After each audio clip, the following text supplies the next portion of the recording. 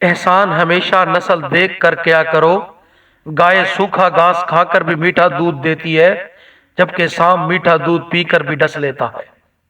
ہمیشہ ان لوگوں کا چناؤ کریں جن کو عزت دینے پہ وہ خود سے بڑھ کر آپ کو عزت دیں، اور یہی بہترین لوگوں کی نشانی ہے۔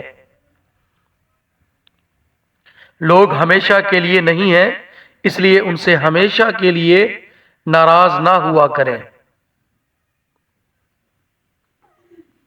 انسان کو سب سے زیادہ تکلیف تب ہی ملتی ہے جب وہ غلط انسان سے اپنی زندگی کی ساری صحیح امیدیں جوڑ لیتا ہے۔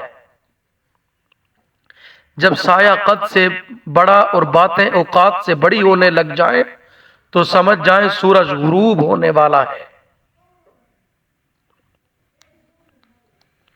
کسی کو ناراض کر کے اور کسی سے ناراض ہو کر نہیں سونا چاہیے، کیا پتا ہم صبح جاگ ہی نہ سکیں یا وہی صبح ہمیں نہ ملے۔ خوشی وہ واحد خوبصورت چیز ہے جو ہمارے پاس نہ ہوتے ہوئے بھی ہم دوسروں کو دے سکتے ہیں۔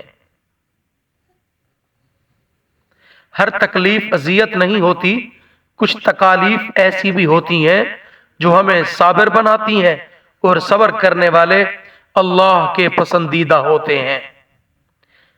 بے بسی خاموشی بن جاتی ہے، جب انسان کے بس میں کچھ نہ ہو تو وہ خاموش ہو جاتا ہے۔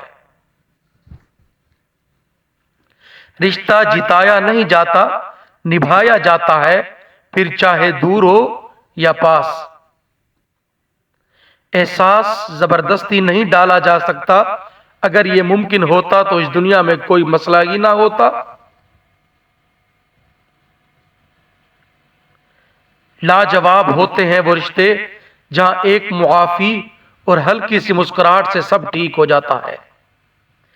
وہ ایک انگلی جو مشکل وقت میں آپ کے آنسو پونچھتی ہے، ان 10 انگلیوں سے بہتر ہے جو آپ کامیابی پر تالیاں بجاتی ہیں۔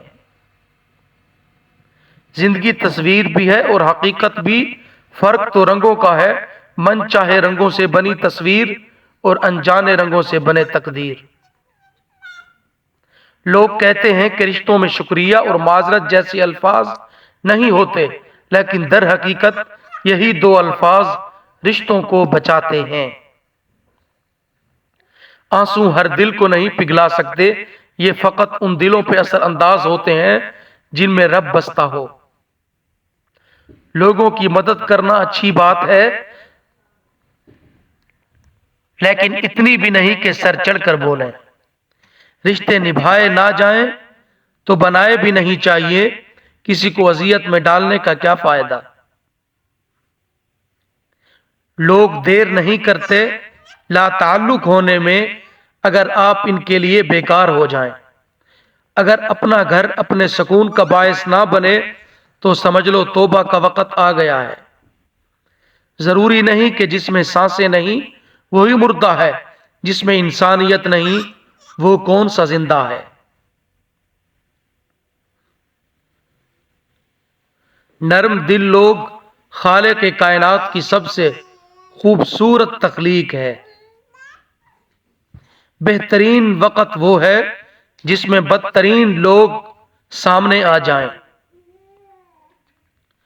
نا امید مت ہونا کبھی اللہ کی رحمت سے، وہ چاہے تو کھلا دیتا ہے پھول صحرا میں۔